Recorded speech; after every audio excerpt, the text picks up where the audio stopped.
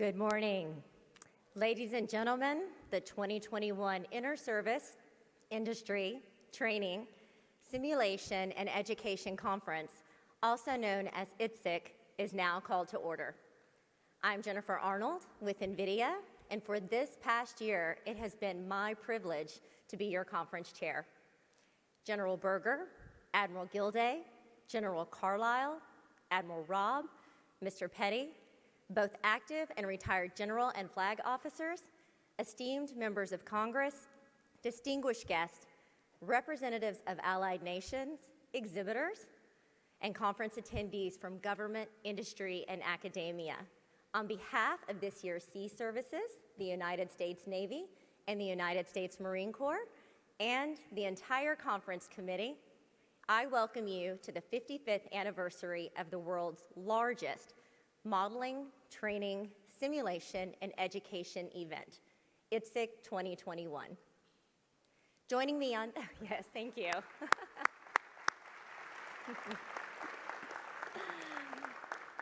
Thank you.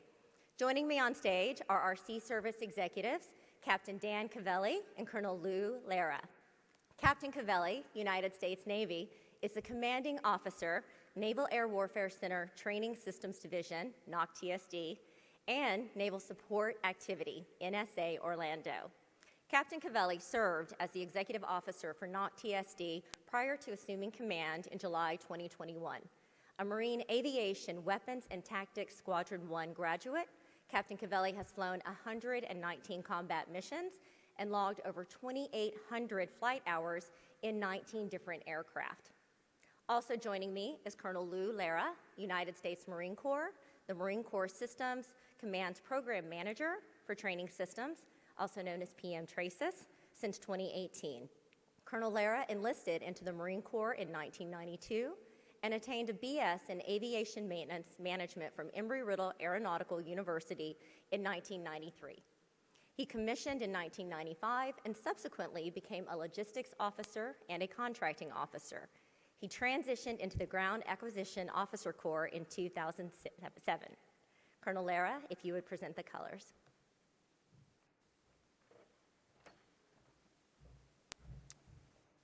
Color Guard, march on the colors.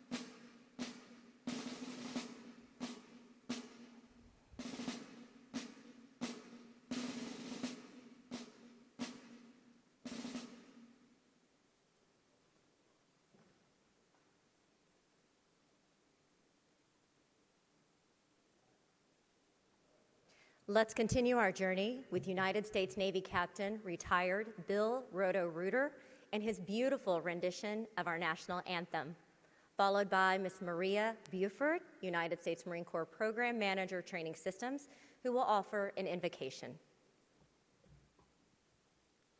Oh, say, can you see by the dawn's early light what so proudly we hailed at the twilight's last gleaming, whose broad stripes and bright stars through the perilous fight o'er the ramparts we watched were so gallantly streaming. and the rocket's red glare, the bombs bursting in air, gave proof through the night that our flag was still there. Oh, say does that star-spangled banner yet wave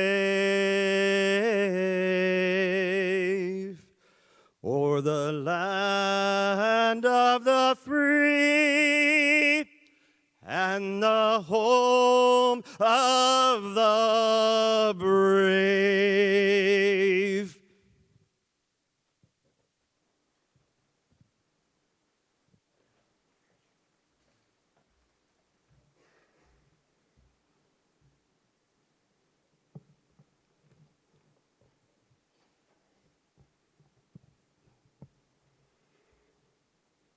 Dear gracious Heavenly Father, first I would like to thank you for allowing us to see this brand new day, a day that when all is said and done, we will not see it again. We've been blessed to gather for another in-person experience, and this is a privilege that is not so easily taken for granted. Thank you for all who have traveled from around the city, from around the country, and from around the world to assemble here today. I'm asking for your blessing and protection over this entire inter-service industry training and education conference. Please bless our partners of the military, industry, and academia. I also ask your blessing on the members of Congress who have already graced us with their presence. Please provide renewed strength and energy to each and every individual who has worked tirelessly in order to ensure this 2021 symposium will be one of the most successful thus far. We've had numerous obstacles to overcome, but we have surpassed them all and persevered through the pandemic.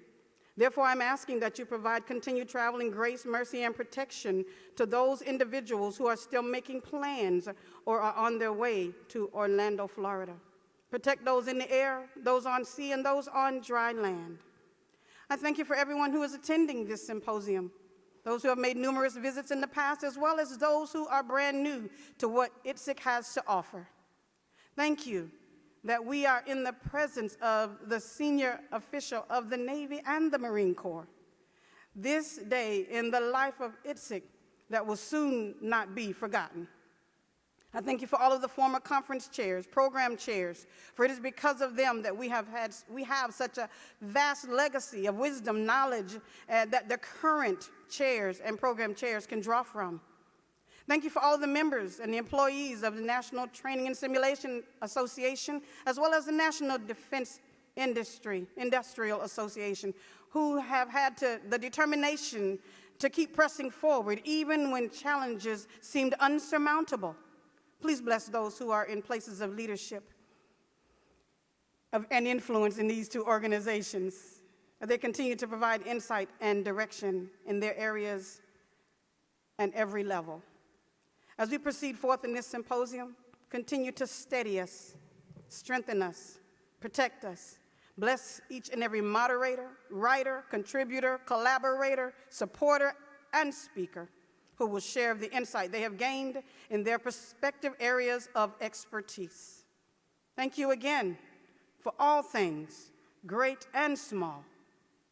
Amen, amen, and amen.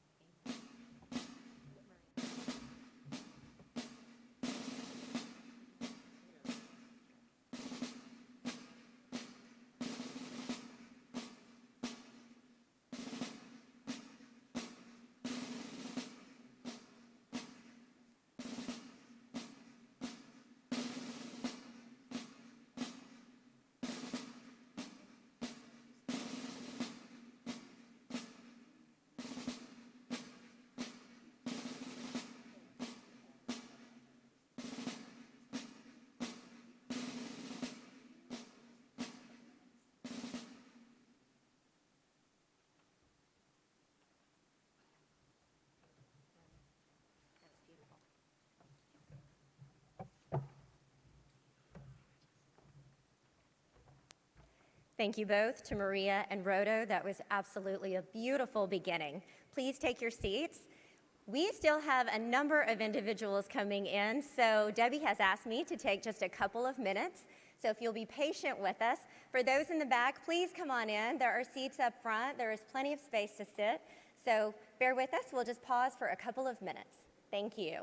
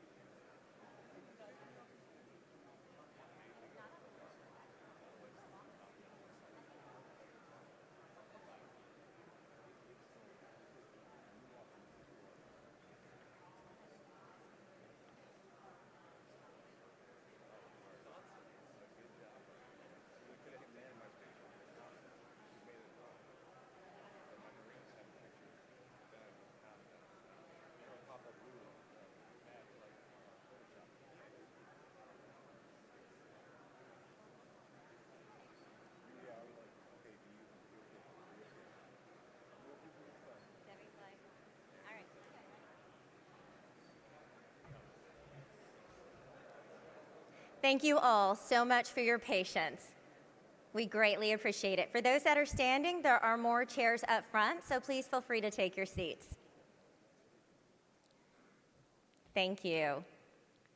And once again, thank you to Maria and Rodo. That was a beautiful beginning this morning. This year's conference theme, Innovating and Accelerating Training, Adapting to an Unexpected Future, was not developed due to the global pandemic. It is a theme designed to challenge the modeling and simulation community, our community, as we prepare to meet the challenges and opportunities that comprise our future. You will see throughout your many experiences this upcoming week that this theme runs through the year's program to provoke your thought, your engagement, your collaboration, and even in some instances, your entertainment. You may have heard in the past years, but I strongly believe, and I hope you do too, that this year's ITSEC theme is also truly connected to the challenges we face outside of our professional community. The theme provides a focus for our community to not only continue advancing the state of training with new methods and technologies, but to also build robust solutions to handle the unexpected events and challenges the future holds.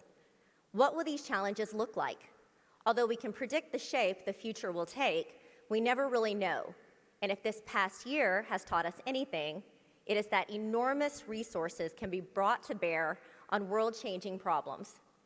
We not only have to be ready for an unexpected future, we need to thrive in it. As we all know, from great challenges comes great opportunity. I have been a part of the ITSEC family, and I use that word specifically, for more than 15 years.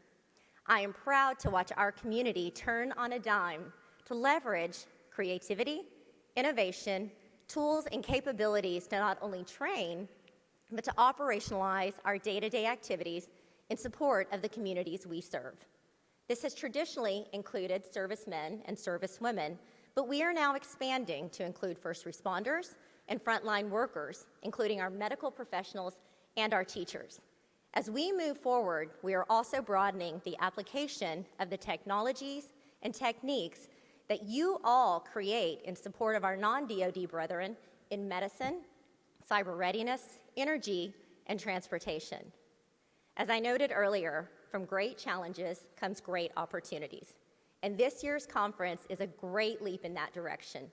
ITSEC 2021 features over 35 special events, 122 paper presentations, 23 tutorials, 10 professional workshops, and over 200 exhibitors to inform and guide the latest learning and simulation trends, practices, and technologies.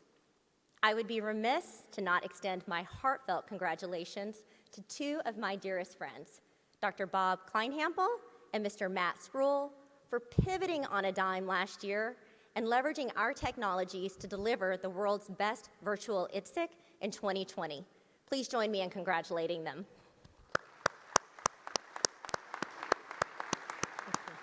Thank you. I, for one, am thrilled to be back in person with our ITSEC family.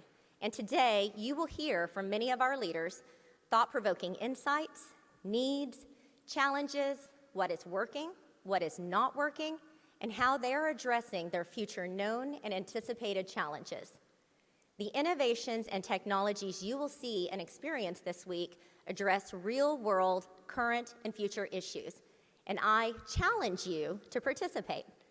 Meet the thought leaders, be a part of these events and discussions, because we all know that ITSEC is the largest event for training, simulation, and education. But did you know that there is a monumental effort behind this that coordinated to make it seamless and elegant? This begins with the leadership of NTSA, Admiral Rob and Miss Debbie Langelier, but also requires the support of over 250 volunteers from the military, government, industry, and academia to make this event happen each year. And I personally am humbled by the dedication of our team, who consistently bring their passion and creativity to shape and frame the outstanding content for our 2021 conference program. As this year's conference chair, it is my pleasure to collaborate with the 2021 Sea Services, the United States Navy, and the United States Marine Corps, and my phenomenal program chair, Dr. Elliot Weiner, to innovate, develop, and now deliver ITSEC 2021 to you. The big question is, how do we innovate today to realize and harness the power of technological advances and human understanding to create a great future? You will see technologies this week that will help us create this future together. You will see extended realities, such as AR, VR, XR. Enterprises are integrating these capabilities into their workflows to drive design reviews, virtual production, and so much more.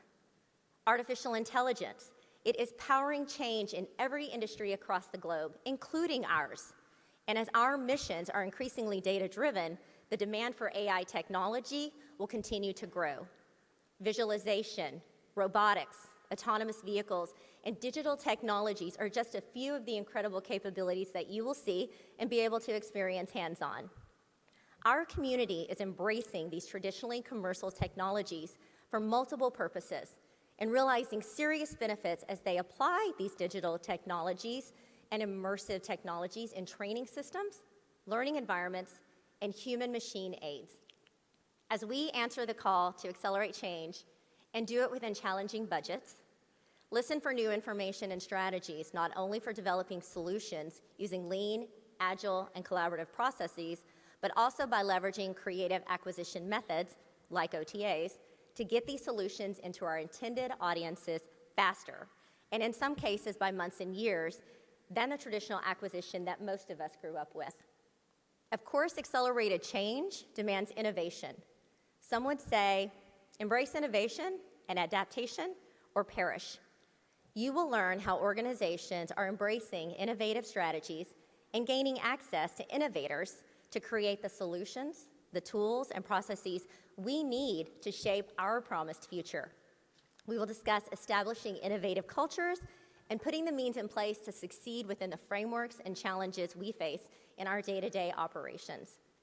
Ladies and gentlemen, once again, I challenge you to be the catalyst. Accelerate change and innovation to deliver today and plan for this unexpected future. Take the insights, methods, processes, and tools and use them to build relationships and drive vision. Use this conference as a springboard to deliver incredible solutions. One of our most important missions is to invest in our future leaders. So be sure to engage with our teachers, our students, and our scholarship awardees in our STEM programs from America's Teachers, our Career Expo, and the student virtual tours. We also have the Admiral Fred Lewis and Leonard P. Golleben postgraduate scholarships and our Barbara McDaniels undergraduate scholarships. NTSA will be awarding $150,000 in scholarships this year, and all of our scholarship winners will be announced at our awards reception Thursday. Another very prestigious award is the ITSEC Fellow Award, and I'd like to extend a warm congratulations to my friend, Fred Hartman, who is our ITSEC 2021 Fellow.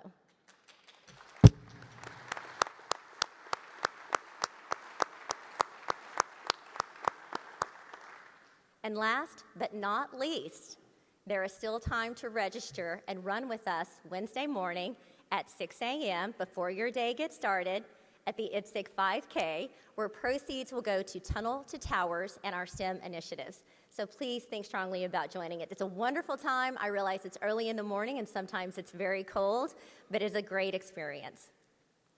It is now my privilege to recognize a few of the distinguished guests who helped make this conference the premier training, simulation, education conference in the world. Please note that the senior officers for this afternoon's panel will be introduced during that event. Our governing keynote speakers, General David H. Berger, Commandant of the United States Marine Corps. Admiral Michael M. Gilday, United States Navy, Chief of Naval Operations. Our industry keynote speaker, Mr. Bob Pette, Vice President and General Manager, Professional Visualization at NVIDIA. General Hawk Carlisle, United States Air Force retired, President and Chief Executive Officer of the National Defense Industrial Association. Admiral James Robb, United States Navy retired, President of the National Training and Simulation Association. Our Sea Service executives, Captain Dan Cavelli, Commanding Officer, United States Navy, Naval Air Warfare Center Training Systems Division, and the Navy Principal, Miss Diana Teal. Colonel Lou Lara, United States Marine Corps, Program Manager for Training Systems, Marine Corps Systems Command, and the Marine Corps Principal, Miss Annette Pike. Miss Karen Saunders, Senior Executive Service, United States Army, Program Executive Officer, Simulation Training and Instrumentation, and the Army Principal, Mr. Jesse Campos. Colonel John Curian, United States Air Force, Chief Simulators Program Office, Air Force Material Command, Wright-Patterson Air Force Base, Ohio, and the Air Force Principal, Ms. Tracy Titcomb. Mr. Greg Knapp, Chief Strategy and Training, Office of the Deputy Assistant, Secretary of Defense for Force Education and Training, and the OSD Principal, Dr. Shep Barge. Let's give them all a round of applause.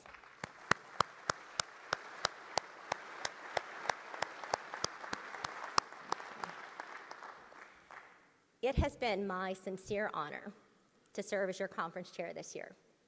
Thank you, Admiral Rob, for entrusting me to lead the way. The ITSEC community share passion and commitment to advancing leading ideas, and it's incredibly an amazing, professionally rewarding opportunity. And if anyone here is not already a part of the extended ITSEC family, please reach out to me this week. I can assure you it is an amazing experience. I would also be remiss if I did not say thank you to so many of you that are in this room that I have collaborated with over the many years to develop solutions that have aided our warfighters. I have a lifetime of memories, and I look forward to creating many, many more to prepare this community, our families, and the world for an unexpected future. Thank you so much for your time this morning. I'm going to turn the stage over now to Captain Cavelli and Colonel Lara. Gentlemen. Thank you.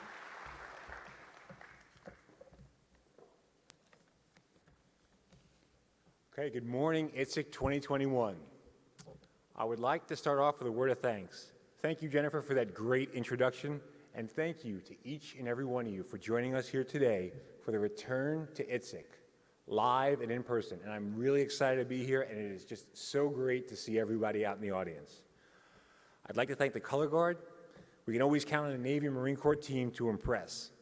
And that National Anthem, Roto, amazing as always. I'm just so glad that singing is not a requirement to be a skipper at NOC TSD, because I could not carry a tune if it had handles. I'd like to thank NTSA and everyone involved in pulling this amazing event together. I know a lot of effort goes into pulling off the premier event for modeling, simulation, and training in human performance, an event that has and will continue to help all of us in the DoD improve our warfighting capability. And speaking of those who put in long hours to make this event happen, for 10 years, our Navy principal, Diana Teal, ensured the Navy always put our best foot forward for this conference. So on this, your final year in this role, I'd like to say thank you, Diana. Bravo, Zulu.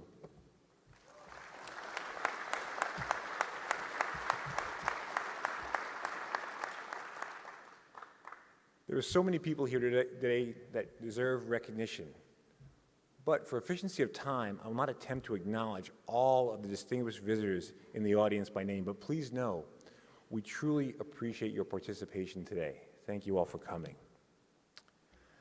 And for those visiting ITSEC for the first time, I'm sure you'll feel a sense of excitement and wonder when you first set foot on the showroom floor, just as I did. And for those who have been here before, I'm sure you'll agree, the essential essence of ITSEC is thriving. Just as we have been doing since the Naval Device Training Center relocated from Orlando, or to Orlando from New York in 1965, and hosted an industry outreach event that we called the Naval Training Device Center Industry Conference that evolved into the event that we now call ITSEC. And before I introduce the service keynote, I want to say a few words about this year's theme: innovating and accelerating training, adapting for an unexpected future. This year's theme was partially influenced by the pandemic, because there's one thing we learned: nothing about our future is certain, and we must be prepared. Our training must be innovative. It must allow the warfighter to adapt for whatever adversary they may face. And the threats we are facing are changing at an ever-increasing rate. And we must be ready. We have to be able to develop training quickly so that we can adapt to that unexpected future. And the speed at which we can develop training and prepare the warfighter to stand ready will be paramount, and we have to remember that. Now, The Navy and Marine Corps team have a long history of ITSEC firsts, and this year we have a big one. For the first time, we have not one, but two service chiefs joining us. I'm sure you'll agree the presence of both the Chief of Naval Operations and the Commandant of the Marine Corps shows just how important having a well-trained military is to our nation. It's going to be my pleasure to introduce the Chief of Naval Operations, Admiral Mike Gilday. Admiral Gilday is the 32nd Chief of Naval Operations. He assumed the role on August 22nd, 2019. He is truly a lifelong sailor. He was born into a Navy family, and his father was a sailor. He deployed on 2 Ticonderoga and 1 Kidd-class destroyer, commanded 2 DDGs, 1 destroyer squadron, and was the commander of Carrier Strike Group 8 on board the Dwight D. Eisenhower. He's been the commander of U.S. Cyber Command, U.S. 10th Fleet. He served in the Bureau of Naval Personnel and has been on the staffs of both the CNO and the VCNO. His joint portfolio is extensive. He was the executive assistant to the chairman of the Joint Chiefs of Staff and naval aide to the president, director of operations J3, was the J3 at U.S. Cyber Command and the director of the Joint Staff. He was also director of ops for NATO's Joint Force Command in Lisbon and the chief of staff for naval striking and support forces in NATO. Ladies and gentlemen, the Chief of Naval Operations, Admiral Gilday, will join the Commandant on stage after we hear from my good friend, Colonel Lara, Program Manager, PM Traces. Thank you, and I'll see you on the floor.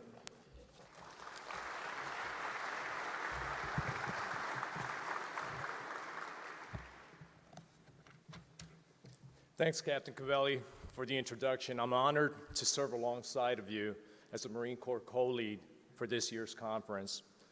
Good morning, ladies and gentlemen. It's truly a privilege to attend the 55th ITSEC in person.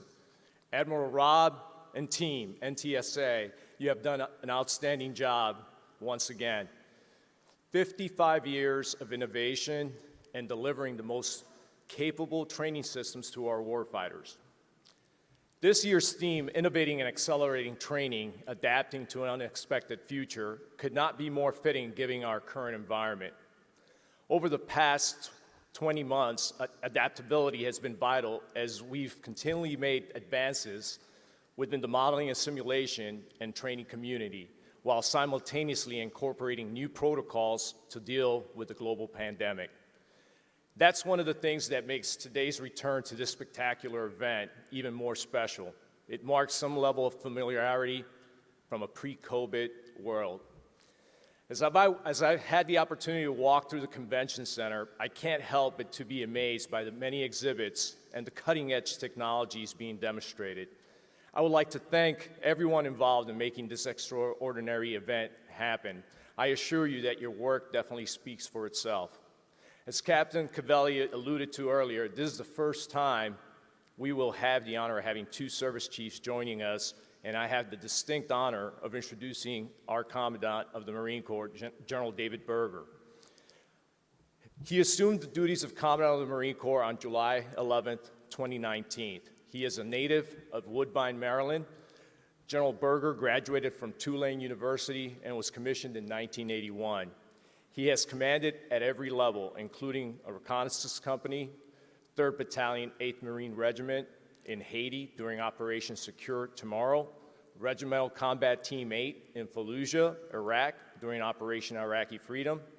As a general officer, he's commanded 1st Marine Division in Afghanistan during Operation Enduring Freedom, 1st Marine Expeditionary Force, U.S. Marine Corps Forces Pacific, Fleet Marine Forces Pacific, and the Marine Corps Combat Development Command. Without further delay, ladies and gentlemen, please help me welcome the service chiefs for the Naval Services, the 38th Commandant of the Marine Corps, General David H. Berger, and the 32nd Chief of Naval Operations, Admiral Michael Gilday. Moderating today's event is the President of the National Training and Simulation Association, Rear Admiral James Robb, United States Navy retired.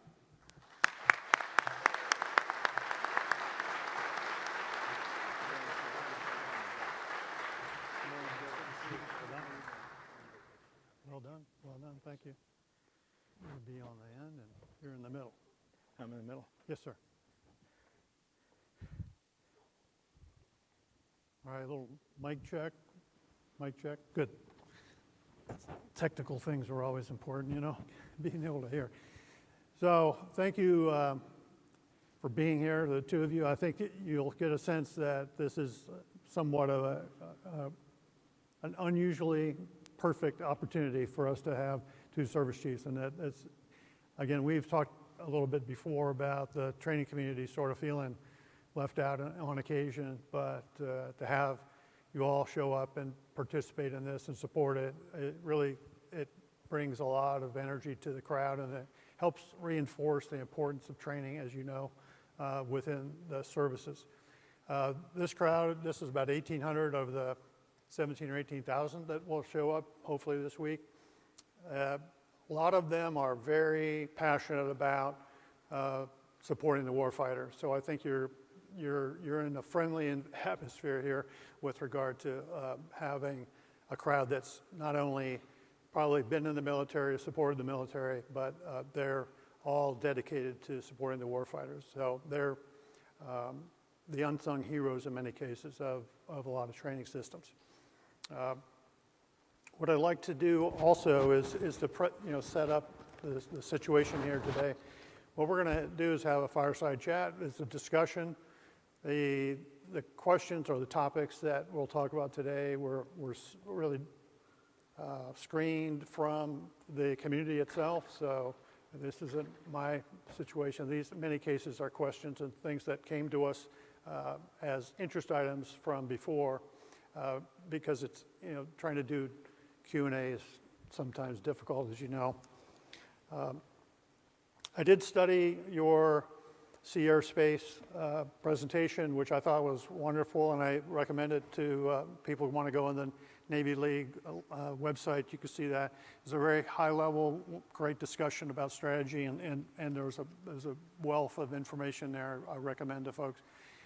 This is the training simulation systems group here, predominantly industry and academia, as well as government. And so what we're going to try to do is maybe start at the high level and then sort of talk about training, because that's the primary interest of the crowd. So I hope I open up now for your opening comments, if you would like to address the crowd, CNO. Sure. Thanks, Jim. It's really a pleasure to be here, particularly to share the stage with the Commandant of the Marine Corps. Our services do so much together. We do everything together, as a matter of fact.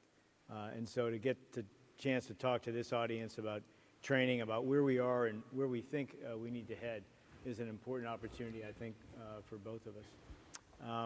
I'd like to join the chorus in thanking the City of Orlando, the Convention Center, and the hundreds of invisible hands that have been working hard to set the stage for this event and to carry it through over the next few days.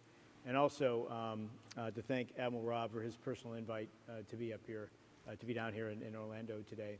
I wanted to set the table by talking about a few things very briefly. And the first, I think it's important to talk about from a naval perspective how the Navy and Marine Corps operates and potentially fights during crisis and into conflict. And it's as a distributed force, as an integrated distributed force. And so that is coming at an adversary through many vectors and across multiple domains simultaneously. We've been working on concepts that enhance that distributed maritime operations for a number of years now. And that would include the Marine Corps' advanced basing operations concept, as well as their concept of operating in contested environments. And so what capabilities like live virtual construct, which many of you are working on, live virtual constructive training has allowed us to do at scale, is to test ourselves, to mature our warfighting concepts, to hone our skills, to sharpen those skills, to learn from them, and that also informs not only what we're going to fight with, but also how we're going to train and what we're going to train with. And I just make a few comments about insights we've gained over the past year or so from a number of fleet battle problems where every deploying carrier strike group and amphibious ready group tests a aspect of those warfighting concepts, and we learn from those. We upped the ante this year in doing a large-scale exercise that essentially was global in nature. Using large live virtual constructive training capabilities, we trained across 5 fleets globally, 30,000 sailors and Marines. That included live firing events as well. It was pretty impressive. And from that, we also did an integrated battle problem that included a high degree of manned and unmanned teaming. But we learned from that a few things. One is that as we develop these capabilities, there needs to be a continuous feedback loop, almost like a development operations kind of concept, where as you're developing the capability, you're getting that real-time feedback from operators. That's something we haven't perfected yet, but it's something that obviously we need to overcome and get better at in order to make this training more relevant. To that point on relevancy, the other things I think that we learned that I'd ask you to think about, we need the training capabilities that we're going to invest in to be realistic and relevant. So to that end, they need to be based on physics-based performance aspects of not only our forces, but of potential adversaries. They need to be reliable, obviously. And then an important piece of this, they need to have a recording capability. And then lastly, I think looking over the horizon, I think there are human performance aspects of this that can get tied into training much more deeply at an individual level, so that I'm sure many times during this conference, people are going to use the buzzword, the bumper sticker reps and sets. But that reps and sets kind of bumper sticker is all about maintaining currency. What we're really after is warfighting proficiency, which reps and sets is an element of that. But understanding not only down to the individual level, not only what we're good at, but what we're deficient at.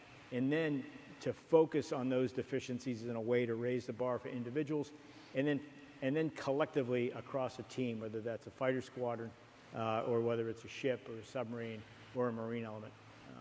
And so with those comments, Admiral, I'll turn it over to the Commandant. All right. Commandant?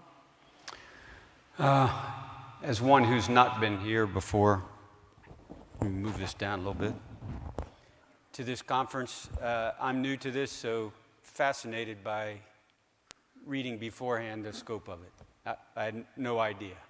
So for me, it's I came here to learn as much as anything else. I'm also grateful that this isn't virtual, because you can do a lot of things virtually. Glad they did it last year virtually. It's not the same. You're not going to get as much out of it. Colonel Lahr, who introduced me, I don't know where he is right now, but thanks very much. I saw him in the bar last night. I saw him in the gym this morning. In both cases, I'm pretty much convinced you don't want to keep up with that guy in either place. No, not really. I won't, the CNO and I speak at a fair amount of events, only a handful together. Not by design, it's just two different services. But when we are together, we learn from each other, so I'm really grateful we have a chance to listen to each other this morning. I'll just offer maybe 2 things, and then I think in the benefit of the Q&A is really what we're here for. One is the urgency that the Admiral Gilday and I feel we have to move at, the speed. We cannot be comfortable going at a comfortable, deliberate pace anymore. I think we could in the past. We cannot do that going forward. We're driven by a pacing threat that's driving us, which we haven't had before. So the speed, the urgency to move and move quickly. And the second thing I'll highlight, which I think you brought up this morning, we have, I think, maybe unintentionally put training 3rd or 4th in a list in a sequence or a priority. We go after a capability, we figure out how we're going to structure the force, we buy platforms, and then we turn to the training guy and say, we need a way to train on that. That's not going to work going forward either, I don't think. I think training has to get to the front of the line, where before we're looking at a platform, we have to imagine, can we sustain it and can we train on it? If we can't, then we need to move on to the next option on the table. Just the third point, I said two, but maybe a third point. I think customarily, traditionally, I grew up thinking of training and simulation as a way to train, as Admiral Gilday said, to a certain level on a platform, on a weapon system.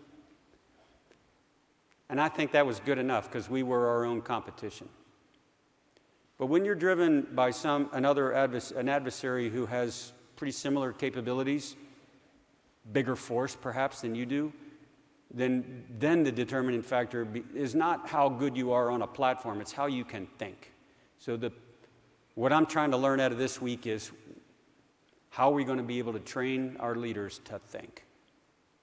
The reps and sets on a platform, on a weapon system are necessary.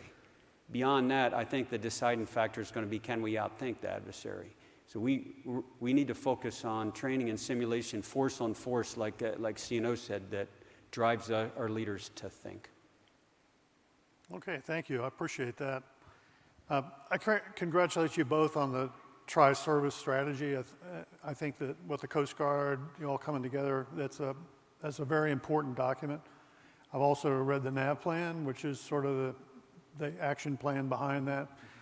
I wanted to get your thoughts on how we could develop a training strategy that flows from that. CNO, do you have any thoughts on that? Yeah, so in terms of the tri-service strategy, what we try to do is put a focus on integrated maritime operations or integrated maritime force across the three services, not only in the here and now in terms of operations, but also in terms of what we invest in certainly how we train.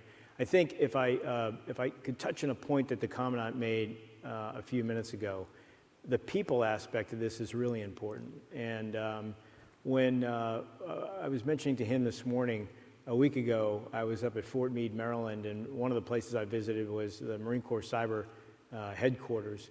And it struck me as I was being briefed on some very technical cyber operations that the team was involved in planning and executing.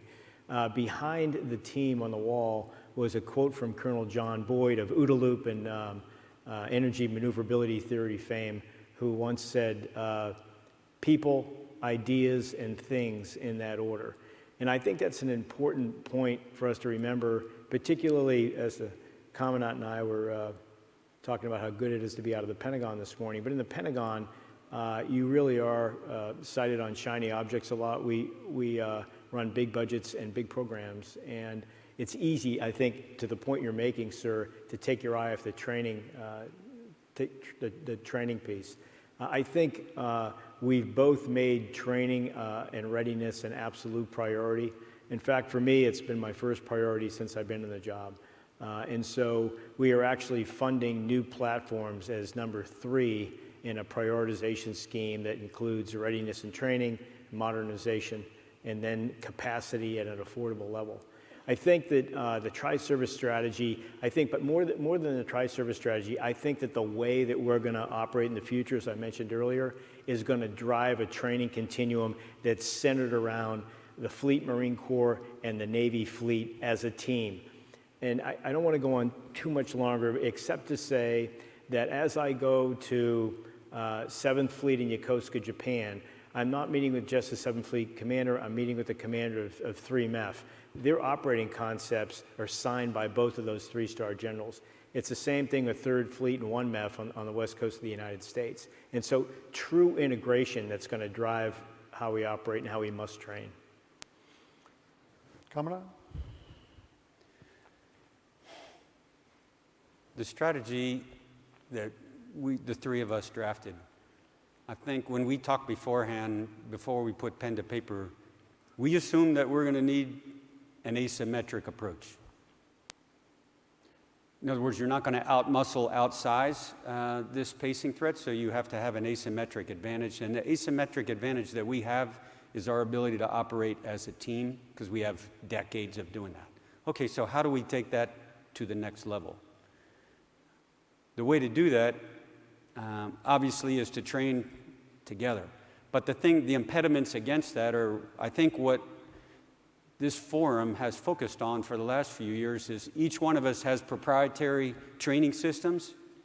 Now we know we need to operate, train together, but they're proprietary. How do we fuse, how do we link them together so that the Marines and the Navy elements and the Coast Guard elements, who each have purchase their own proprietary systems, how do we link them together? Because if you're going to train as a joint force, you can't have 15 systems out there that aren't linked together. So we're driven by a need to link those systems together and then go farther. And the farther is, okay, that's great for the U.S. Marine Corps and Navy and Coast Guard to operate together. How are you going to bring in allies and partners? How are we going to bring in the Japanese self-defense force, the Australian Navy, into that kind of collaborative synthetic environment that the CNOs, how do you do that? The large-scale exercise he spoke of, that was us. We have to get to a part where we're incorporating allies and partners in the same LVE environment. How do you do that? Well, those are things we need help with. Well, we're here to help. So I think. I'm interested, and I've always asked, especially flag officers, because I worked in the Pentagon, as I said, who really is in charge on the OPNAV staff for training? And I never have been able to. I get a lot of sort of question marks. Mm-hmm. Is there something we can do organizationally to sort of refocus this? Just your thoughts. So organizationally, we did stand up the N7 under a 3-star officer, and one of his primary responsibility is training, but also education as well. And so we take a look at not only fleet battle problems and large-scale exercises, but also the war gaming that we're doing, the analytical framework that supports all of that in terms of going back and learning from what we did. And so we actually have an analytic framework that drives most of that. And I don't mean to say that we're a slave to the analytics, but we're definitely leveraging the data that we're getting from these exercises to improve our understanding of where we're deficient, where we're doing well, what we should probably invest more in, what we probably ought to look at sundowning and reinvest that money somewhere else. So the short answer is the N7 is the belly button. Okay. General Berger, do you feel like Marine Corps is organized to balance training and shiny objects? We do now. Training and education in the Marine Corps up until last year was subordinate to Combat Development Commander. And that, I think, worked okay for us for 30 years, worked fine for us. And underneath them was a training commander, a 1-star training commander. And that all seemed to nest well. What it didn't do is give it the prioritization that it needed. So last year, training and education commander now is a 3-star commander. Training commander is a 2-star major general. Their resourcing is equivalent to manpower, is equivalent to combat development. We had to bring them up on the same plateau to make, if you're going to put the resources behind it, your structure has to reflect that. So that's the adjustment we made last year. Great, and I'll continue to track that. This is a lifelong learning session for me as well. I know you both are, believe people are number one and that. And I've heard in some of your discussions sort of the idea that we need to train Marines and sailors to think and to act and to not be necessarily bound by a chain of command. How are you manifesting those kind of ideas within the training system? I think it's broader than the training system. I think the training system is part of it, and I think that we need that feedback from the tactical edge, from individual operators to give us a better sense on how to mature our warfighting concepts. Otherwise, we're just drinking our own bathwater, right?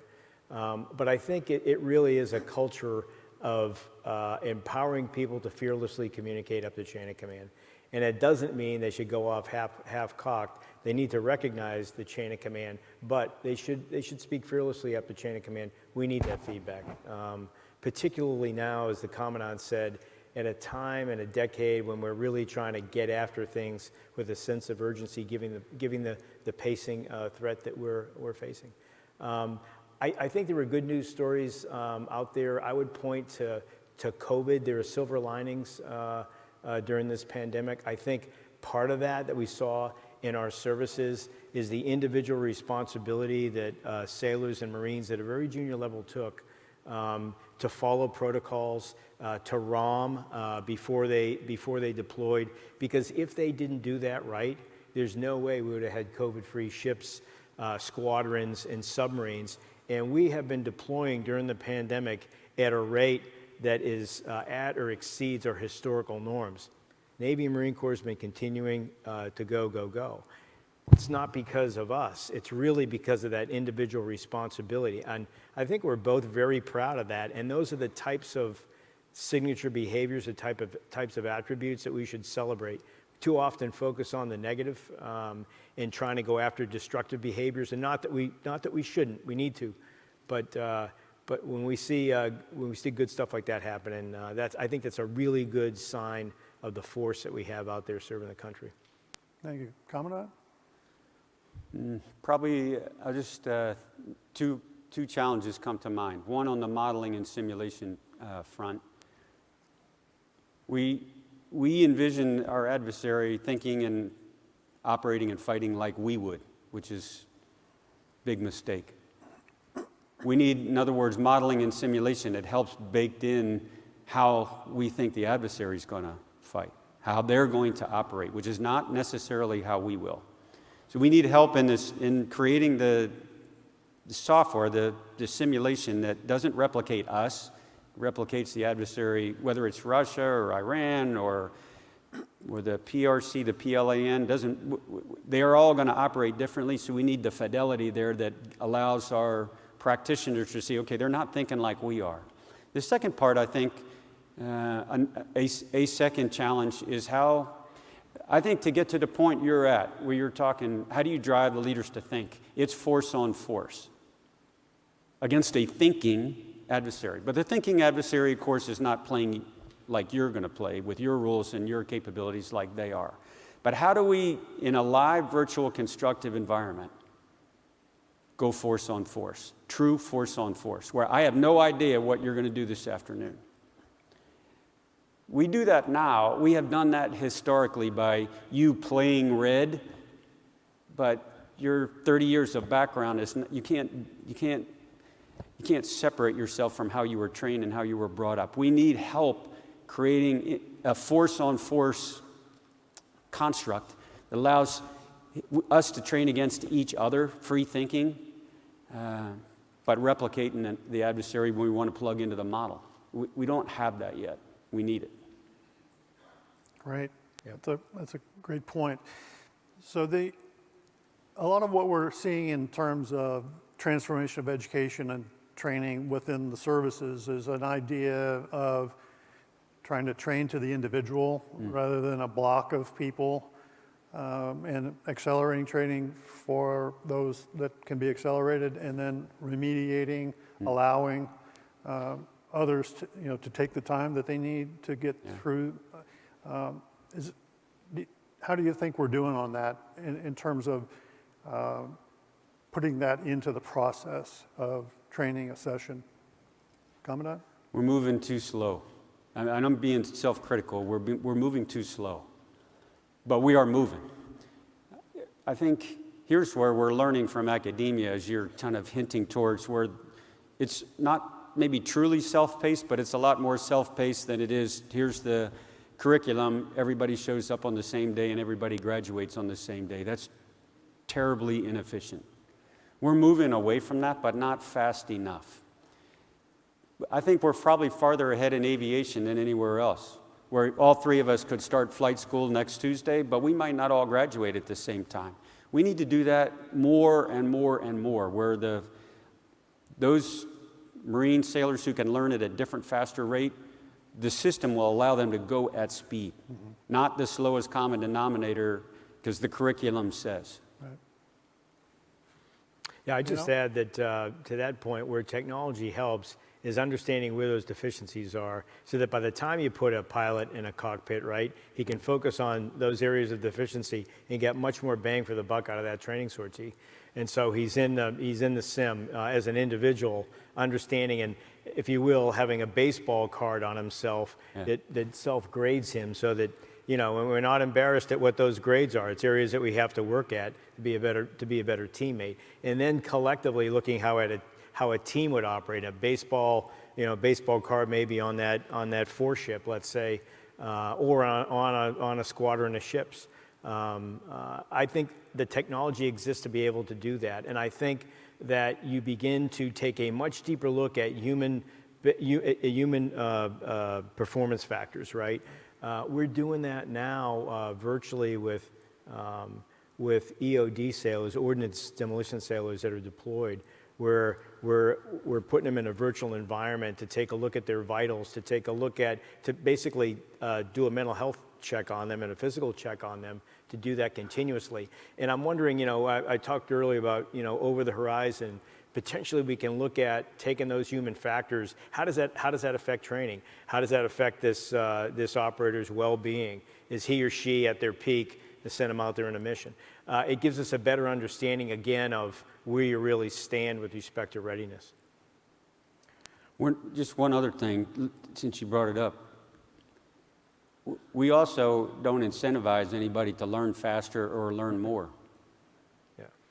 In other words, let's say we all graduate from the same course in jet mechanic school on the same day, and you get a 92 in your final, you know, whatever cumulative, and mine was a 91 or an 88. It doesn't matter.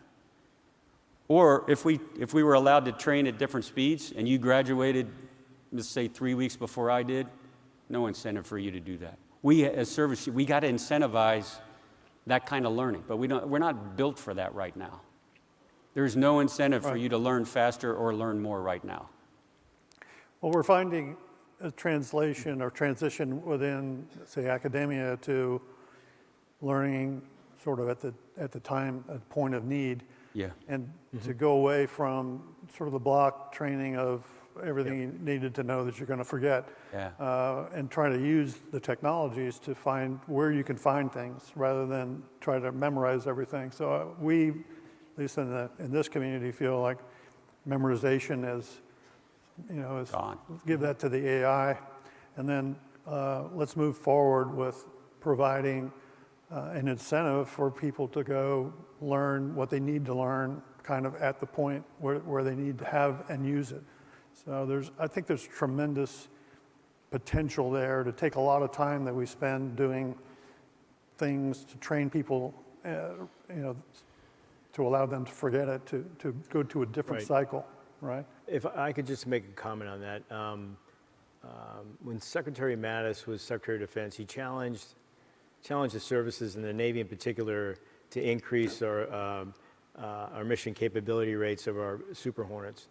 And for a decade, we were at 50%. And so without lathering it with much money, as you would expect, if somebody directed you to go from 50 to 80% readiness, you would expect a senior aviator to come in and say, I'm going to need a lot more money. We said, you're not going to get any more money. You need to figure out why our maintenance processes are circa 1985 instead of 2020.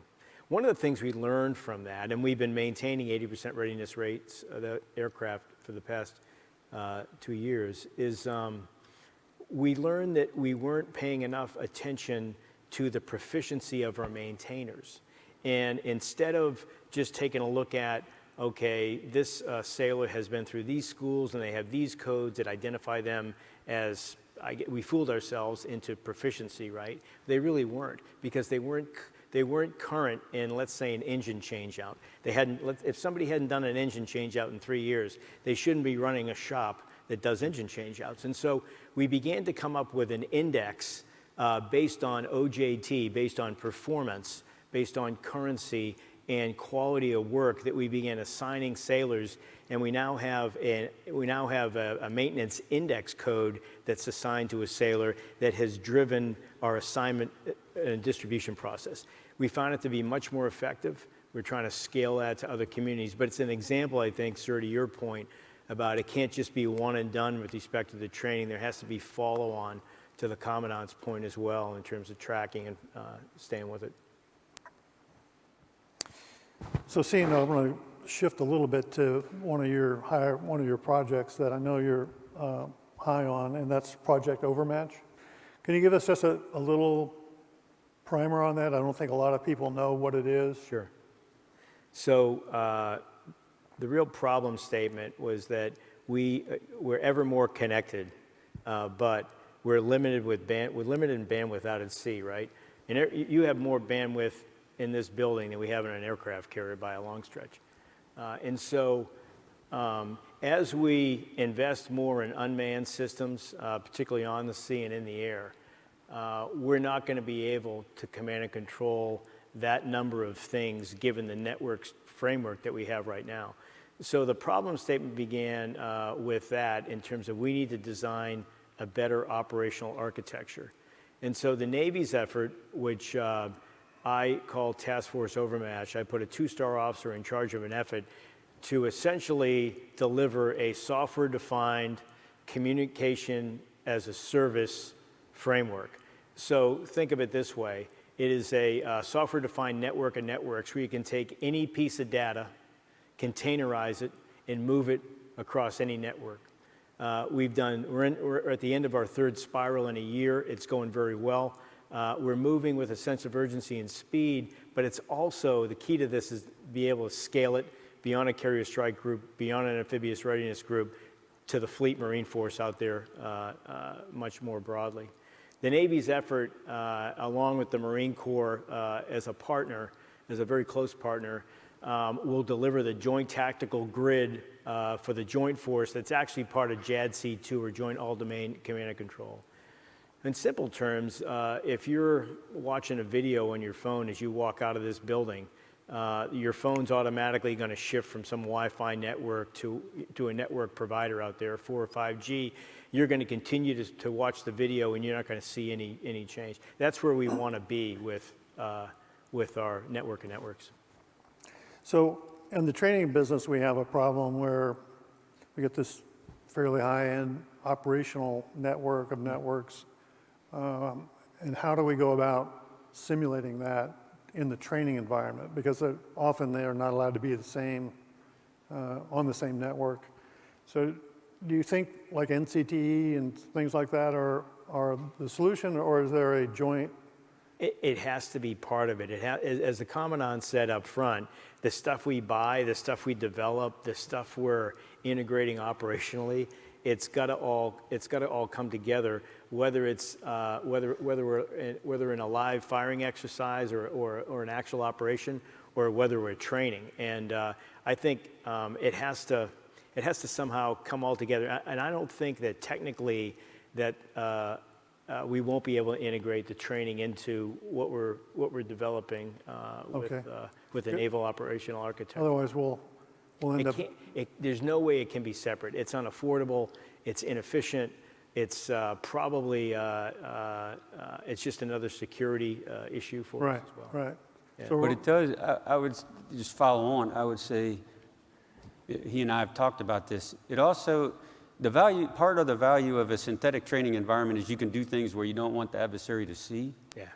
So in the Project Overmatch and the larger JADC2 kind of environment, we have to bake in ways to train that are resilient, because we assume they're going to go after our networks and it'll be in a denied and degraded environment without being seen. How do you allow your force to train, fight back through all that without it being out in the open?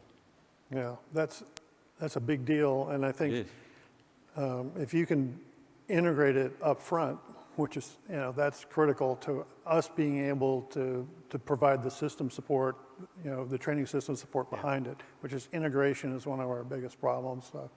I mean, realistically, we're challenged in the physical environment to train with 5th-gen aircraft now, and certainly it's going to get more complex as we introduce the next generation of carrier wing over the next several years. And so we need to lean on live virtual more and more and more. We can't have combat be the first place where we're trying out TTPs and new weapons. The physical ranges just aren't big enough anymore. There's encroachment issues everywhere you look. It's just a fact of life. Even off the coast with wind farms, it's getting the training environment off the coast of off the coast of some of our states are becoming more congested.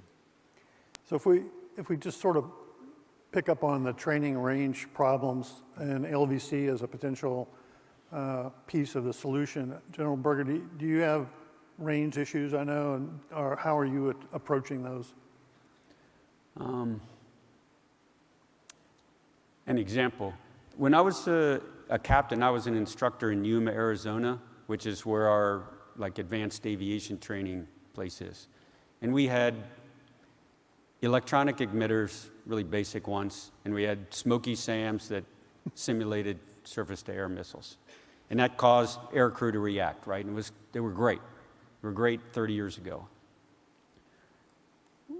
Right now, I think we haven't moved far enough beyond that, where we're trying to figure out what else it is that we should put on the desert floor or wherever our training area is that simulates something like a threat would emit, when what we're actually looking for is something, an effect in a cockpit. Does that require a thing on the ground, is my point. Do we still have to, or are we still driven in our same construct? Well, we have to put a machine down there that creates this signal that causes the pilot to do something, when really what we're after is a visual in a cockpit that causes the pilot to make a decision. Does that really require something on the ground? We are behind in modernizing our ground training systems, surface-to-air systems. We're behind. We know the threat. We're trying to figure out how do you replicate, how do you create the effect for whoever the training audience is that doesn't require 500 systems that need to be upgraded every 12 months. How do we do that? If in a software-driven world, there's a way, right? There is a way. The pilot doesn't need to see the thing on the ground. What he needs is the indicator in his cockpit. If I could just add on to that, I think that part of the solution obviously is priorities and where we put our money.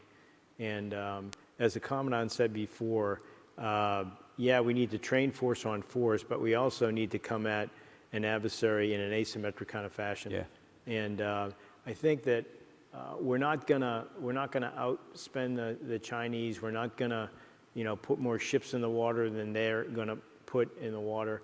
The bottom line is we can't have a force bigger than we can sustain, and a critical part of that sustainment has to be training.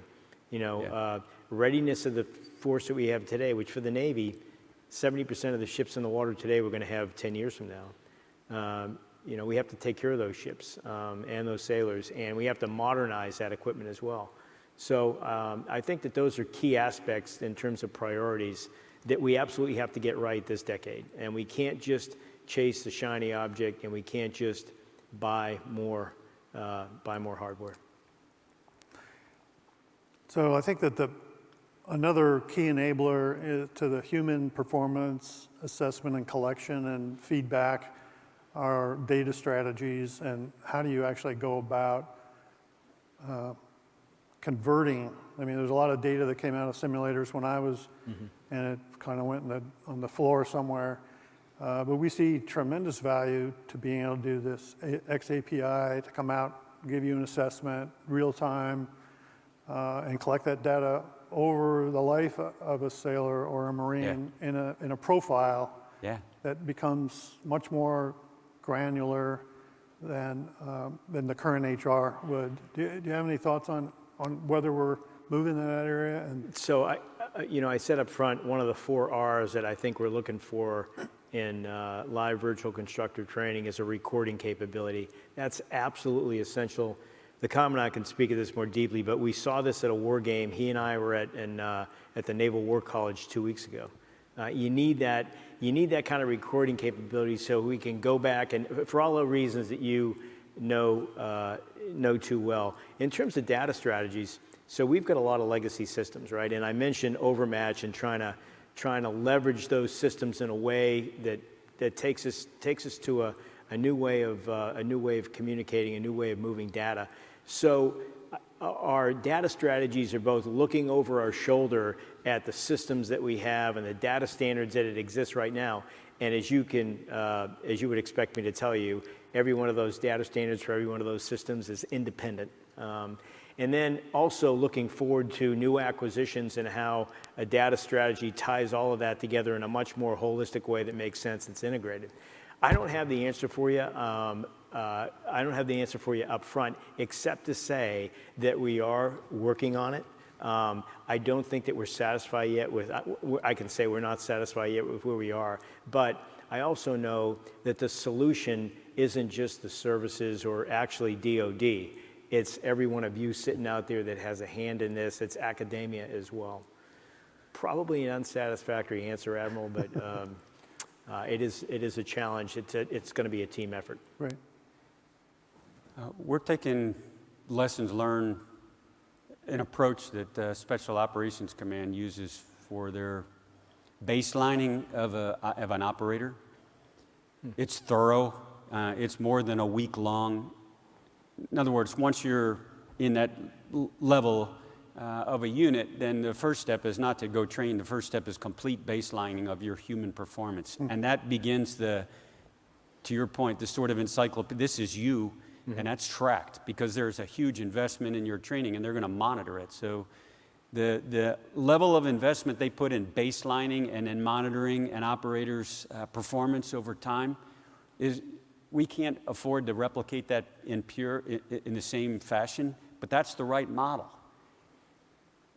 It strikes me that this morning, if you went down to the gym, like is at the other end of the hotel, right? And they were very proud to tell us yesterday there's like 2 Peloton bikes here. Really proud of that. And I thought when you were asking that question, you can get on that Peloton bike this morning here in Orlando, plug in your profile if you live in Illinois, and continue your training. And your whole training for the past 3 years on Peloton bikes is there. Why can't we do that for jet mechanics? Why can't we do that for any occupation? If Peloton can do it, and you can travel around the world and jump on a bike anywhere, and your whole profile, your whole history is there, and it's an incentive, a driver to do better, why can we not do that? It's not a high cost, right? But to your point, if you move from one unit to another, you're going to start all over again, and your staff NCO is going to say, well, I got to see what you can do. Well, why does he have to see what you can do, right? To your point, there's a way to capture that. And there's, I think at the OSD level, they've really caught on to this idea, and they're spending a lot of money trying to do data strategies, and a lot of folks here are involved with that. But it's the good ideas about going faster, individual profiles, but the data, how do you manage data? How do you put it together, organize it, convince people that it's safe? That all becomes critical to enabling that idea. So we see that that's an important thing for us. That's all important, but I don't see anybody hesitating to get on a Peloton bike and worried about maybe somebody else knows my human performance profile. It's cloud-based. They figured it out. Good. So see what we can do there. Let me shift to everybody get a Peloton or some equivalent competitive. Let's talk about people. Another version of people questions there's a lot of competition for workforce.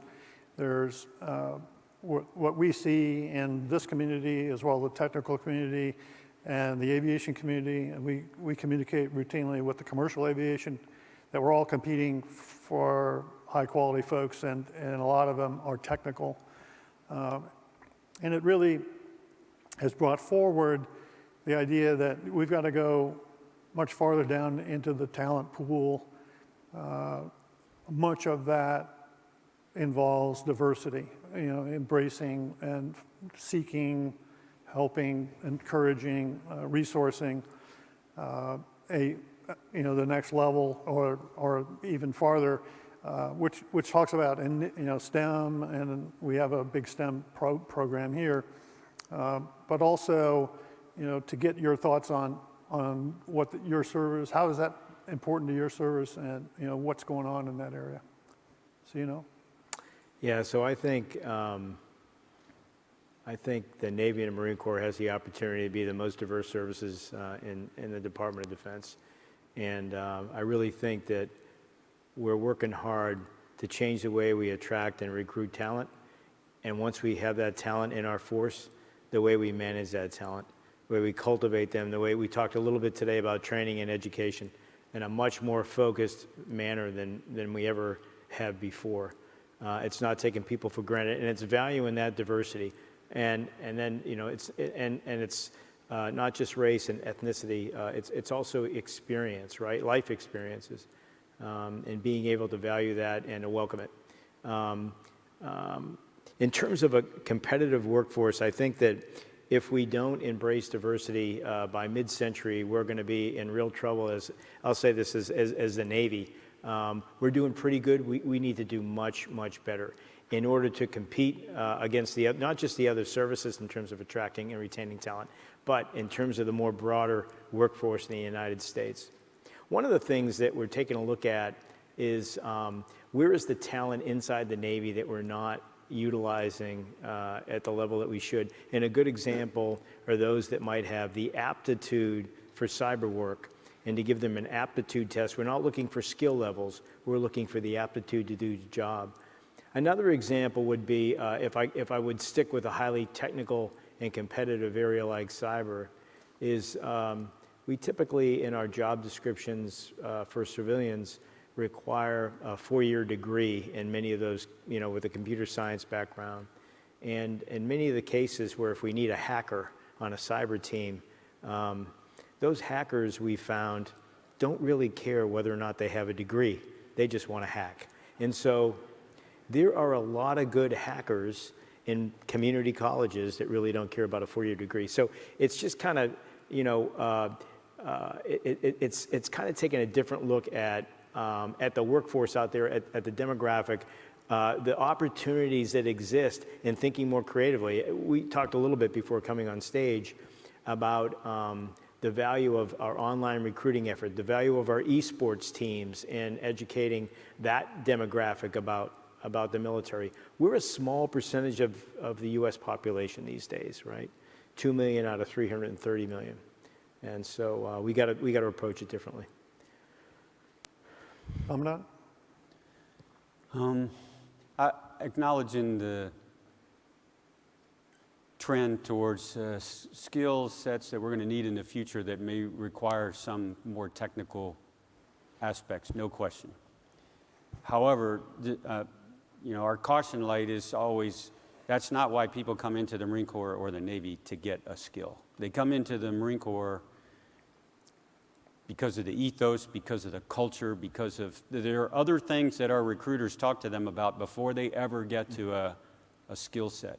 We need to anchor on the reasons that Americans come into the military, and more narrowly the naval services why, and not come adrift from that, but not lose our ethos, culture, focus. That's the centerpiece. That's why they want to join an elite team, right? That said, I think, as you pointed out, or someone pointed out earlier, they are digital natives anyway. They're going to pick up skill sets very quickly, I think faster than we imagined they would.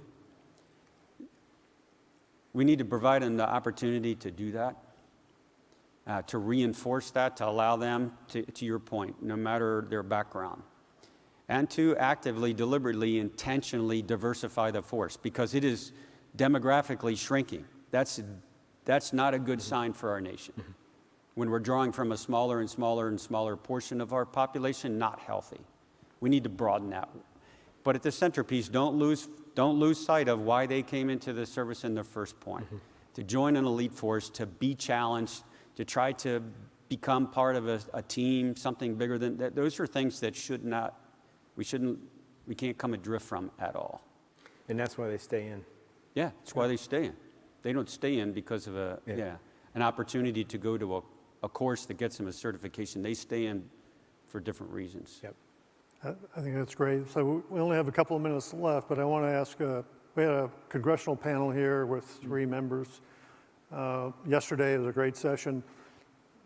And we asked them about,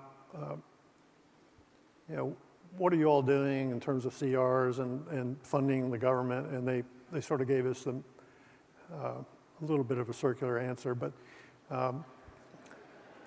if you could have one thing for Christmas, what would it be, and would it maybe be a budget? Steady and predictable funding is important, not just for us, but for all of you out there as well. So there's a ripple effect with, prohibitions on new starts, and at a time when we're trying to move at a sense of urgency, you can't. Yes, sir.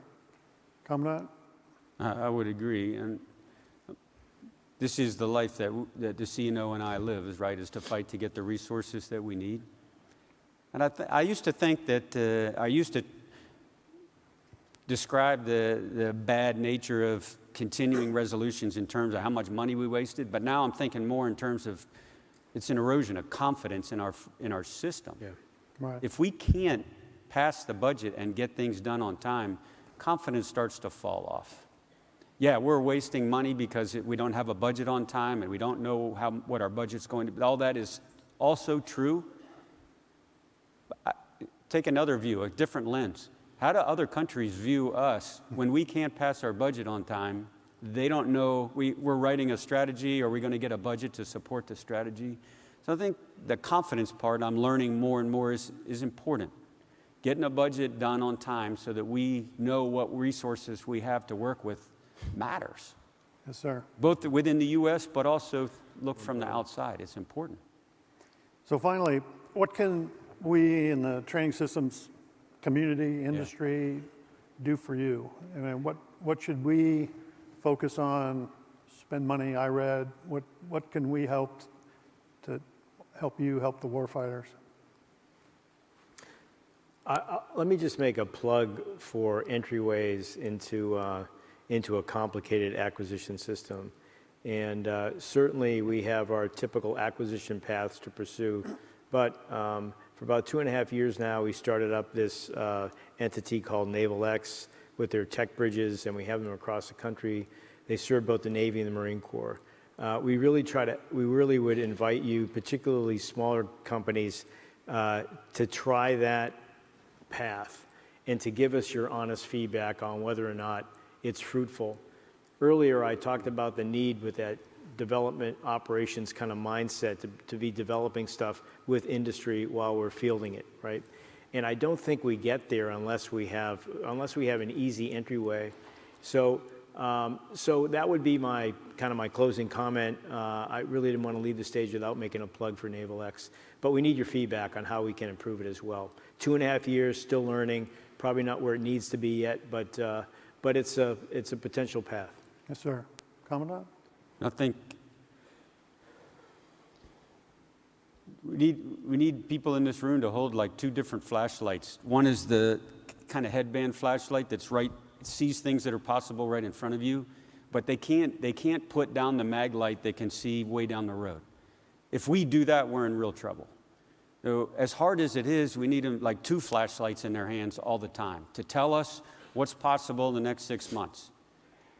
Doable now, move fast, achievable, but we can't put the other mag light in the glove compartment or in the toolbox and say, well, we'll get that later on. This is a CNO's point. We need their headlights down the road to tell us what's in the art of the possible 18, 24, 36 months from now, what is possible? And then work with us, like he's saying, pull forward the IRAD, pull forward the engineers and operators in the same space to get us something 2 years from now that we're going to need. Yes, sir. Well, thank you for your time. I hope this is the beginning of a conversation that we stay in touch. And I know sure. we are here to help, and I think that NDIA and NTSA are good neutral. We're not industry. We're not trying to sell you anything, and we're really made to try to help you solve your problems as well as industry's problems. So I can't thank you enough for being here, and I think it's very impressive. So please help me thank the CNO and the Commandant. Thanks. Thank you.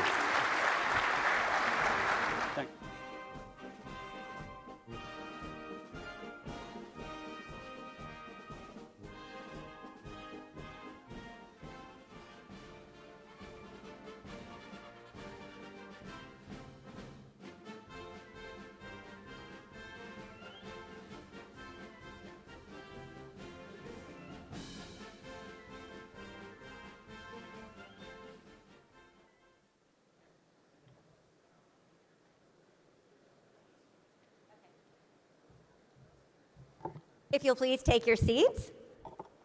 Wasn't that incredible? Absolutely wonderful, those comments. As we heard, exactly what's working well, what they need from us as a community. So ladies and gentlemen, please watch the ITSEC 2021 theme video.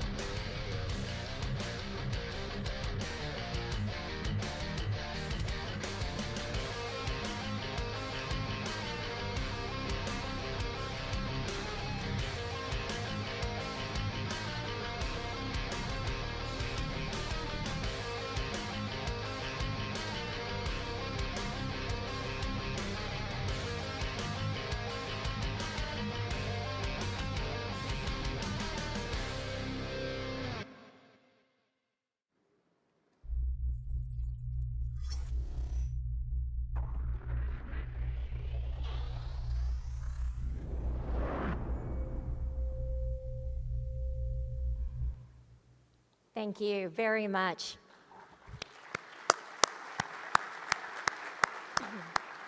Next, I'd like to introduce our industry keynote, Mr. Bob Pette, Vice President and General Manager, Professional Visualization at NVIDIA.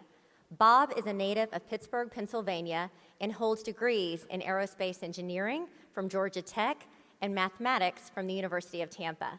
Bob has more than 30 years of experience in visualization, high-performance computing, and multi-touch technologies, along with extensive experience working with defense and intel, including battlefield simulation, situational awareness, common operating picture, and data fusion technologies. His professional history includes 20 years of executive management roles at Silicon Graphics and a CEO position at Perceptive Pixel, where he successfully steered the company through its acquisition with Microsoft. Prior to his position at NVIDIA, Bob served as CEO of TouchShare, where he transformed the multi-touch hardware company into a SaaS software company focusing on geospatial collaboration and visualization. Bob took on the role of Vice President and General Manager of Professional Visualization Products Group at NVIDIA in August of 2015. In this role, he is responsible for multiple NVIDIA platforms and technologies such as NVIDIA RTX, Omniverse Enterprise, and advanced rendering technologies, virtualization, and Cloud XR. Please join me in welcoming Bob to the stage.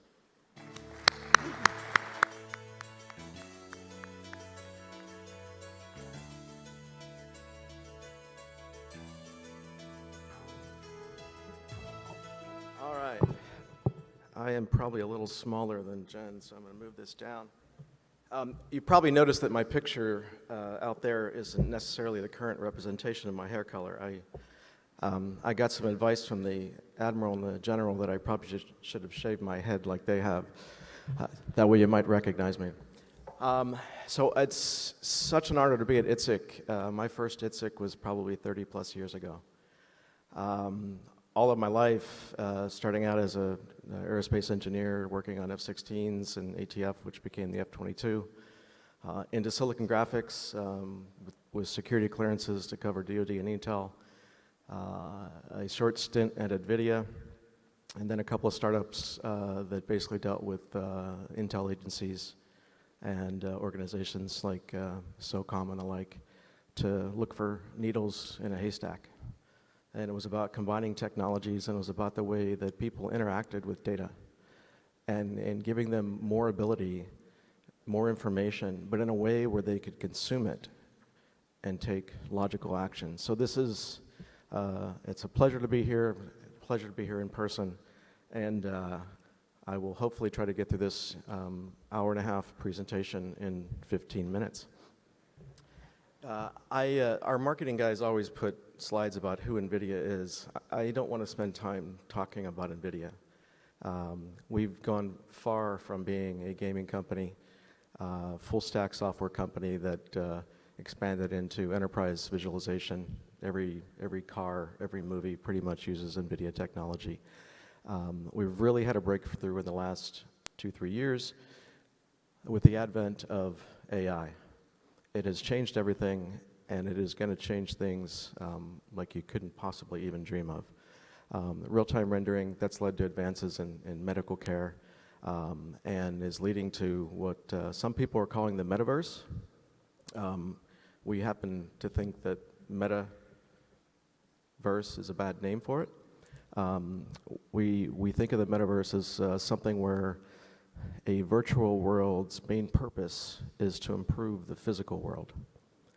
It's not to live in the virtual dystopian metaverse. It is to use the physical world to improve the productivity of human beings and systems that the warfighter needs. And that's primarily what I'm going to talk to. But first, a few trends.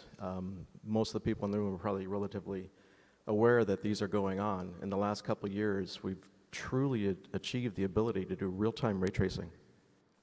We thought this was maybe another 5 years away, but based on significant advances in AI, so we've got a system on a chip basically that has shader cores for the pretty graphics. It has ray tracing cores to deal with path tracing and how light bounces. But the tensor cores that do the AI really gave us that order of magnitude improvement. So we can do photorealistic, real-time, not just interactive, photorealistic rendering. That's really key for, obviously, visual simulation. If something looks off, the human brain knows it. They know it, and it hurts their ability to interpret and act because there's an oddity there. AI has improved not just that real-time rendering. AI has been used to improve error correction. It's been used to improve the way that products get made, embedding sensors into automobiles, washing machines, tanks.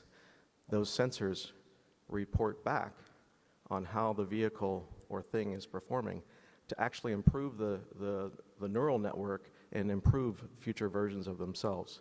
And that is just beginning to take off. And of course, simulation. This crowd knows about simulation. But real simulation involves all of those. My ask of you is to not just look for the right graphics, not just look for point use cases of AI to improve analytic capability or image detection, not just look for ways to improve a physical simulation of a single entity, but to combine these technologies. The real-time ray tracing combined with AI allows us to be fully immersive in a photoreal environment.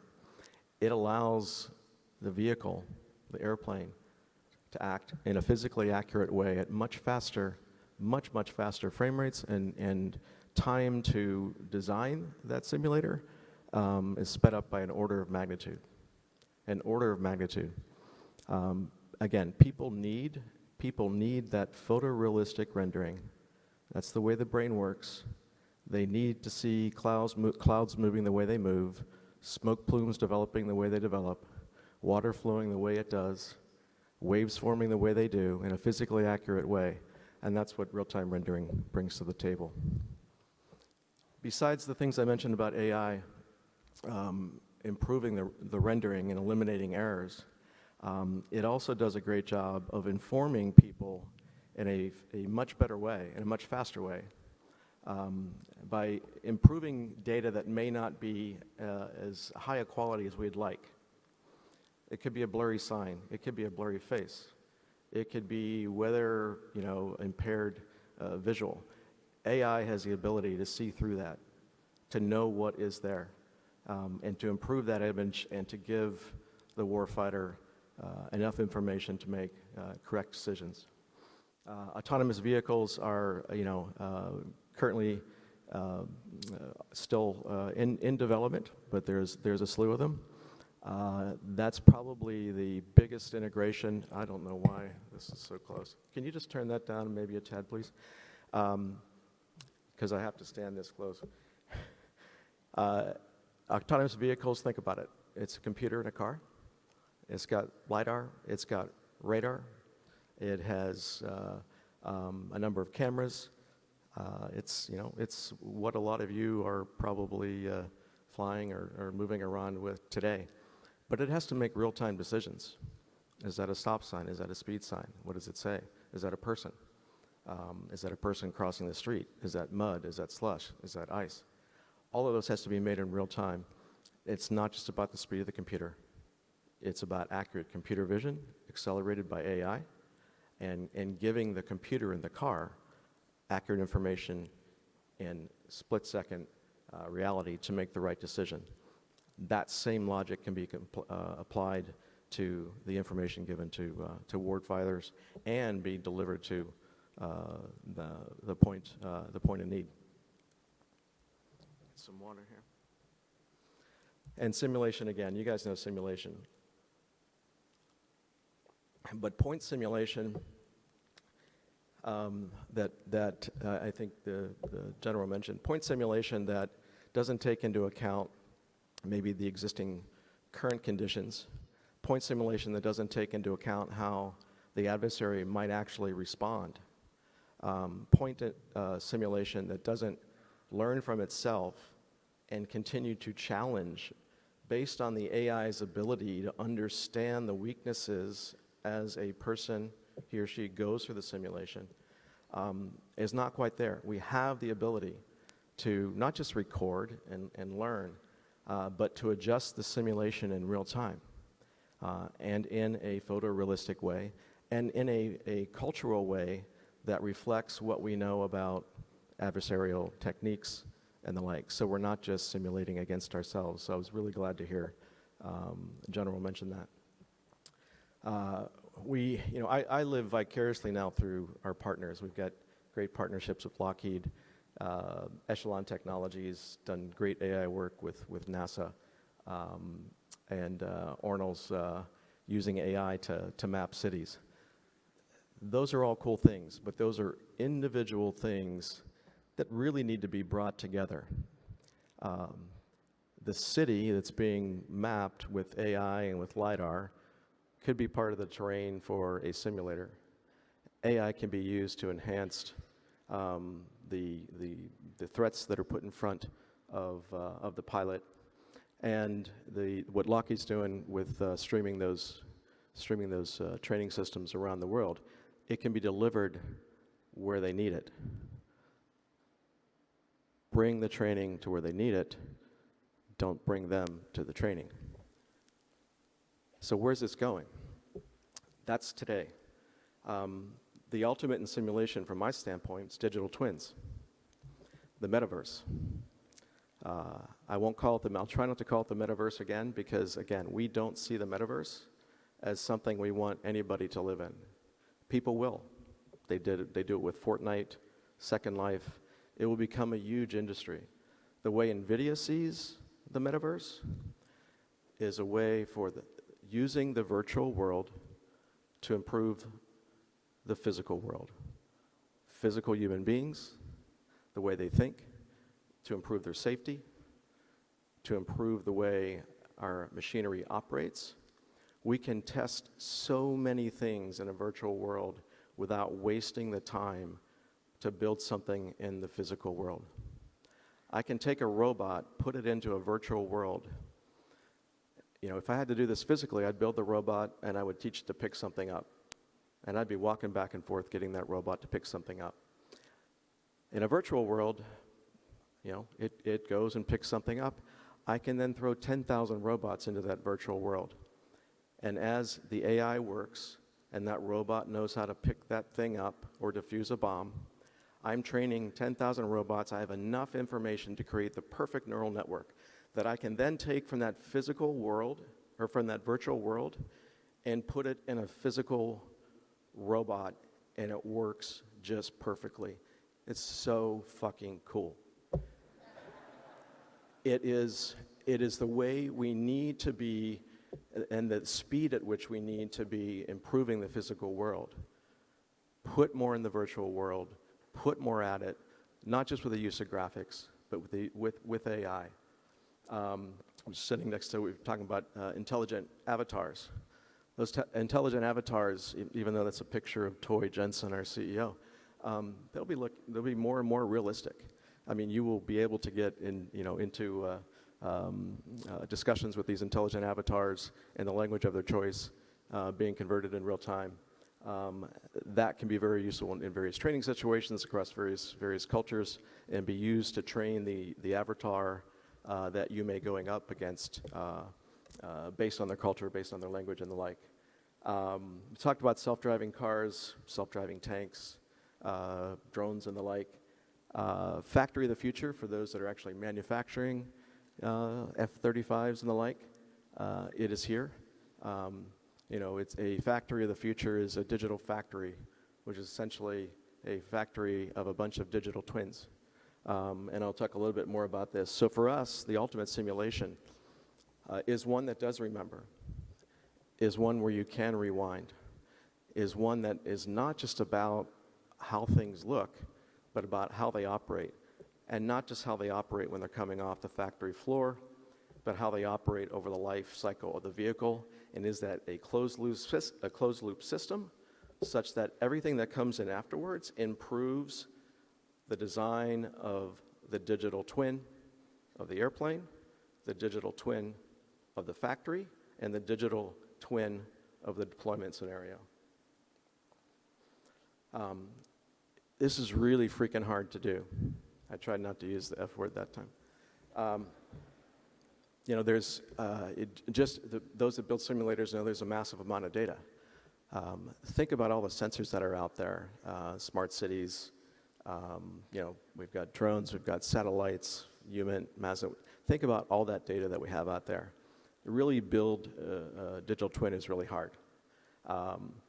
To coordinate that data, geographically align it, put it all together such that it truly is a closed system is hard, which is why it's going to take us a while to truly get there. But they do exist today. They exist today in things like cars, like planes. But I would argue they're not true digital twins. They have all the parts. They have the components. But the feedback loop is not there. It's starting to.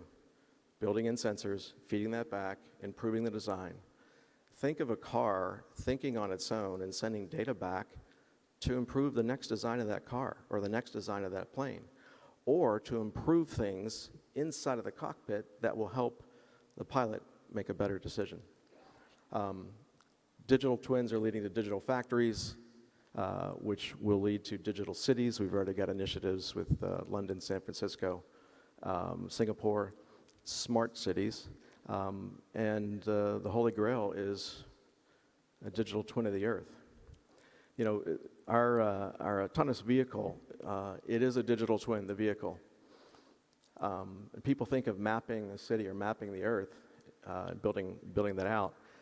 They think it's going to be time-consuming. It's done by hand.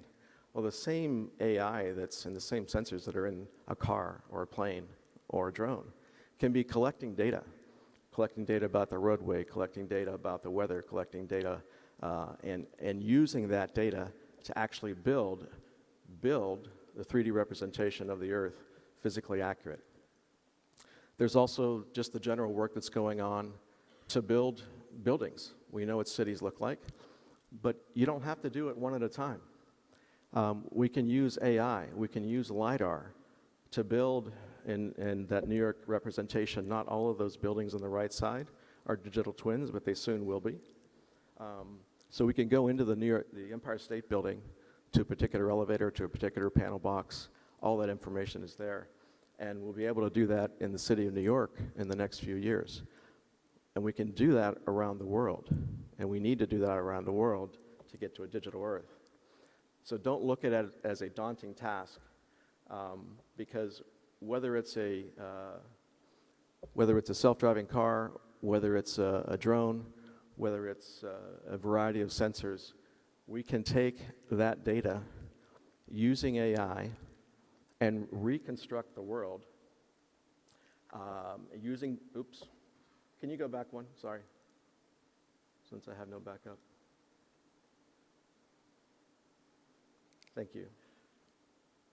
So you see on the, never mind. You saw on the left that LiDAR reconstructing that world. It looked pretty shitty. That was round one. AI will fill that in, and I guarantee you will not be able to tell that that was generated by LiDAR and not by hand. A true digital twin doesn't just, again, stop at how it looks, and is it physically accurate. A true digital twin takes advantage of all the sensors we have out there, the interactions of humans, traffic, weather, feeds that back into the loop, to help make correct decisions.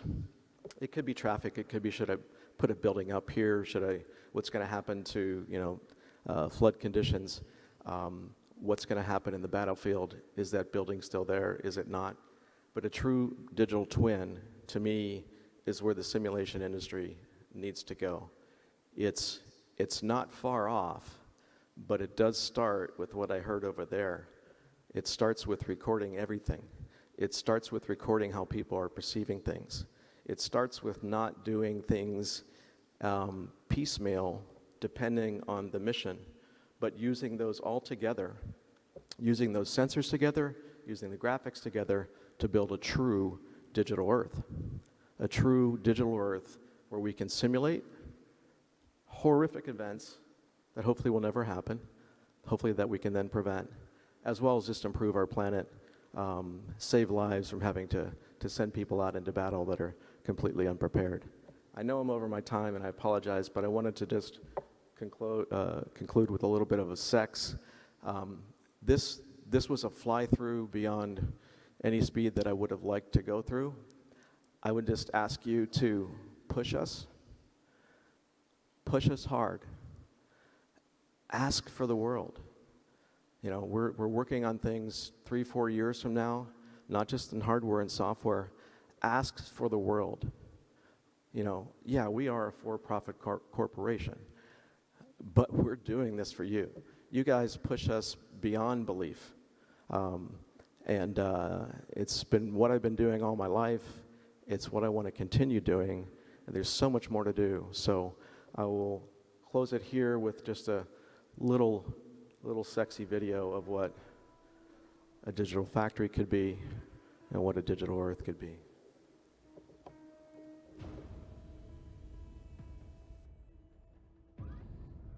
Every part.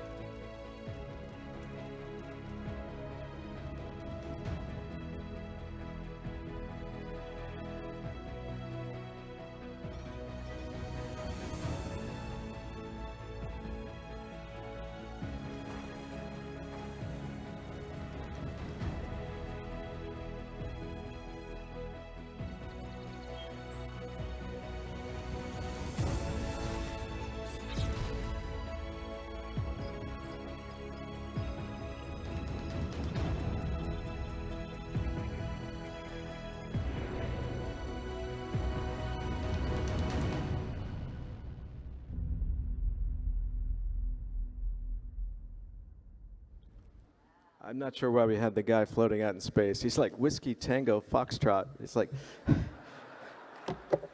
anyway, push us hard. There's so much more we can do. Pleasure to be here. Thank you very much.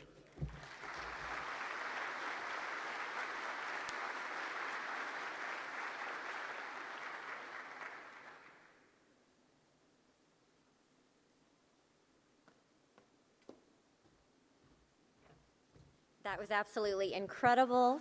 I want to say thank you all for joining us this morning. I hope you found as much value as we did in this. We're going to take a 30-minute break before the senior leader panel, so please step outside, grab your coffee. But thank you all very much, and welcome to ITSEC 2021.